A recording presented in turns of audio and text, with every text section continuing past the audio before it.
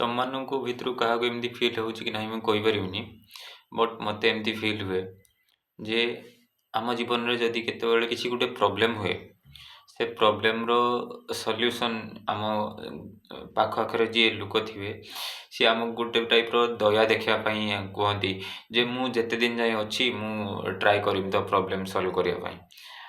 ସେ ସତରେ problem solve କରତେ ଚାହାନ୍ତିନି, ସେ ଖାଲି ଜଷ୍ଟ ଗୋଟେ ଦୟା ଦେଖାନ୍ତି।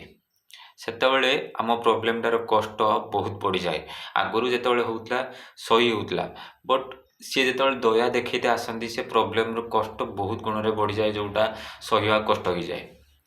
ଆହୁରି ଏମିତି ବି ହୁଏ ଯେ ଆମ ସହିତ ଯେଉଁ ପ୍ରୋବ୍ଲେମ୍ଟା ହେଉଛି ତାର କଷ୍ଟ ଠିକ୍ ଅଛି, ବଟ୍ ଯେତେବେଳେ ଜଣାପଡ଼ିଯାଏ ଯେ ଆମ ସହିତ ଯେଉଁ ପ୍ରୋବ୍ଲେମ୍ଟା ହେଉଛି ସେଇଟା ଦୁନିଆର କାହା ସହିତ ହେଉନି, କେବଳ ଆମ ସହିତ ହେଉଛି, ଯଦି ଏମିତି ଫିଲ୍ ହୁଏ ତାହେଲେ ସେ ପ୍ରୋବ୍ଲେମ୍ର କଷ୍ଟ ବହୁତ ଗୁଣା ହେଇଯାଏ। ଫେରେ ଯେତେବେଳେ ଲାଗେ ଯେ ଆମେ ଯେମିତି କଷ୍ଟ ପାଉଛନ୍ତି ବୋଧେ ଦୁନିଆର ବହୁତ ଲୋକ ଅଛନ୍ତି ସେମିତି କଷ୍ଟ ପାଉଛନ୍ତି, ତ ସେ କଷ୍ଟଟାର ସେଇଭଳିଆ ହୁଏନି, ଆଗରୁ ଯେମିତି ହେଉଥିଲା ସେ ବରଂ କମିଯାଏ ଆହୁରି। ତ ଏମିତି ଆମ ମାଇଣ୍ଡ ଆମ ସହିତ ଖେଳେ, ଆଉ ଏଇଟା ଆମେ ଯଦି ବୁଝିପାରୁଛନ୍ତି ତାହେଲେ ଅଲଗା ଲୋକଙ୍କଠୁ ଆମେ ବହୁତ ଡିଫରେଣ୍ଟ ହେଇପାରିବା।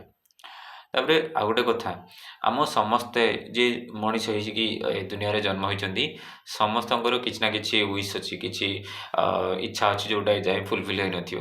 ପ୍ରତ୍ୟେକ ମଣିଷର, ମୋର କିଛି ଇଚ୍ଛା ଅଛି, ଅନ୍ୟମାନଙ୍କର କିଛି ଇଚ୍ଛା ଅଛି। କଷ୍ଟ ସେତେବେଳେ ଅଧିକା ହୁଏ ଯେତେବେଳେ ସେଇ ଇଚ୍ଛାକୁ ଆମେ ମାନିବାକୁ ମନା କରିଦିଅନ୍ତି ଯେ ନା ମୋର କିଛି ଇଚ୍ଛା ନାହିଁ, ତାହେଲେ ସେଇ କଷ୍ଟର ଆହୁରି ମାନେ ବହୁତ ଗୁଣା ହେଇଯାଏ ସେଇଟା। ତ ଆମେ ମାନିବା ଦରକାର ଯେ ଓପନଲି ଯେ ହଁ ସମସ୍ତଙ୍କର କିଛି ଭୁଲ କରୁଛନ୍ତି, ମୋ ଜୀବନରେ ମୁଁ କିଛି ଭୁଲ କରିଛି, ସମସ୍ତେ ମଣିଷ ହିସାବରେ କିଛି ଇଚ୍ଛା କରୁଛନ୍ତି, ମୋ ଜୀବନରେ ମୁଁ କିଛି ଇଚ୍ଛା କରିଛି ଯେଉଁଟା ଫୁଲଫିଲ୍ ହେଇନାହିଁ, ବୋଧେ ଆଗକୁ ଫୁଲଫିଲ୍ ହେଇପାରେ ନ ହେଇପାରେ, କିଛି ଗ୍ୟାରେଣ୍ଟି ନାହିଁ। ବଟ୍ ସେଇଟା ଆକ୍ସେପ୍ଟ କରିବା ଦରକାର, ମାନିବା ଦରକାର ଯେ ହଁ ମୁଁ କିଛି ଇଚ୍ଛା କରିଛି। ତାପରେ ଆମେ ଅନ୍ୟମାନଙ୍କର ବି ଷ୍ଟାଣ୍ଡ ପଏଣ୍ଟ, ଅନ୍ୟମାନଙ୍କର ବି ପ୍ରୋବ୍ଲେମ୍ ବୁଝିବା ପାଇଁ ଚେଷ୍ଟା କରିବା ଦରକାର। ମଣିଷ ହିସାବରେ ଆମେ ଯଦି ଅନ୍ୟମାନଙ୍କର ପ୍ରୋବ୍ଲେମ୍ ନ ବୁଝିପାରୁଛନ୍ତି, କଷ୍ଟ ନ ବୁଝିପାରୁଛନ୍ତି, ତାହେଲେ ଆମେ ମଣିଷ ହେଇକି ଜନ୍ମ ହେବା କ'ଣ ଲାଭ।